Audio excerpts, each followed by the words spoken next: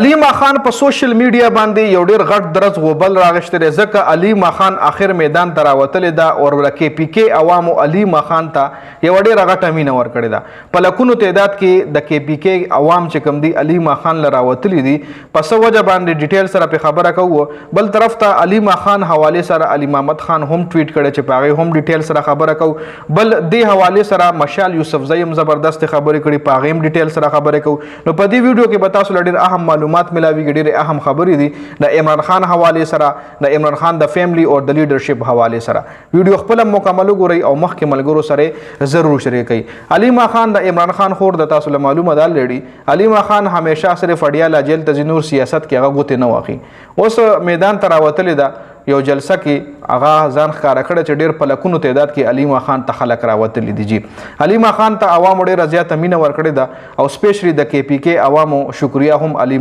خان ادا کړې ده علي خان د کې پی کې عوام ډېره زیاته خوشاله ده خو بیا ورپسې علي محمد خان یو ټویټ کړی دی چې پی ټی آی کې د مورثي سیاست هیڅ ځای نشته دی مورثي سیاست هغې له ویل کېږي چې پیله پلار یې مې نه وي او بیا زوی راپاسه هغه موټونو ته ودروي لکه څنګه په کې پی کې مورثي سیاست کومو خلکو کړی هغه لړي تاسو له پته ده یعنی پیله زوی بیا لکه څنګه چې نواز شریف اوس مریم نواز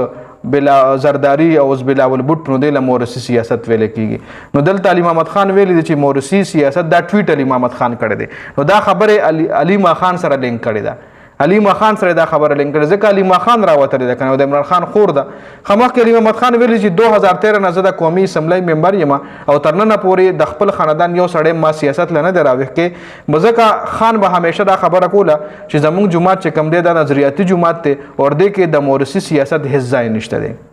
یا کدیزي کې د علي خان ټارګټ کړی ده خو دې حواله سره بیا مشال یوسف زئی یو زبردست جواب ورکړی دی مشال یوسف زئی ویلي دی چې بشرا بیبي په 26 نومبر ډي چوک راوتلی و نو هغه خپل خاندان د پاره راوتلی و هغه سیاست د پاره نه راوتلی هغه مورثي سیاست نو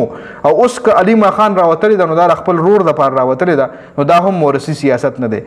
علي خان او ک بشرا بیبي دا دوړه صرف کوششونو تر راوتلی دي تیر شوی اته میاشتو داسې پټای وي مونږه د ټرک د باتای په شا لګولیو لکه پی ټی آی پارټي چې کوم دا مشال یوسف زئی غم ټارګټ کړی دا چې مونږ د ټرک د باتای په شا لګولیو نور د دې سره اقدامات داسې خاص نشته دي بل عبدالرحمن دی عبدالرحمن چې کوم دی د هم د عمران خان حواله سره خبره کړې ده د ویلي دی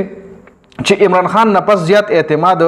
عوام چې کوم دی هغه د عمران خان په خویان نو کوي ځکه عوام ته پته را چې د عمران خان خویان دي چې کوم دي د عمران خان یوازې نه پریدي او نه بدای اسټابلیشمنت نه په دباو کې راشي او نه بدای سمجوتاو کې ځکه د هغه ډومبنۍ ترجیح چې کوم د خپل رول ساتول کور دي او خپل رول راخلاصول دي د جیل نه او خپل رول بچکول دي یعنی د عمران خان نه پس د پی ټی آی چې کوم فینس فالوورز دي نو هغه که باور لري نو هغه به د عمران خان په خویان باندې لري د عمران خان نه پس بل په یو لیډر باندې هم لري دا خبره چې کوم د عبدالرحمن کړی ده نو د عمران خان خور که چرته روزي نو دا مورثي سیاست نه دی بلکې هغه ضرور د رهایی دپاره هغه راوتلی ده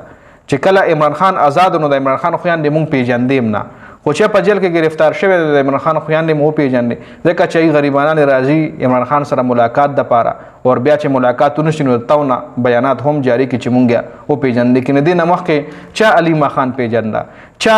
نورین نیازی پیژنده د بلې خو رسوم دی غلا مونږ لکه دا نور مونږ پیژنم نه خو علي خان چې کوم دا پیش در پیش ته د خلا کې تیز را نو نور خویان دې مونږ پیژنم نه علي خان ځکه پیژنو چې دی بیانات راځي نو چې کله عمران خان د جیل نه خلاص بیا د څه کوي په سیاست کې عمران خان هم نه پریدي او د خپل هم انټرسټډ نه دي خیر دا اپډیټ شو د حواله سره تاسو سره د خپل قیمتي رائے سره په کمنټ کې ضرور شریک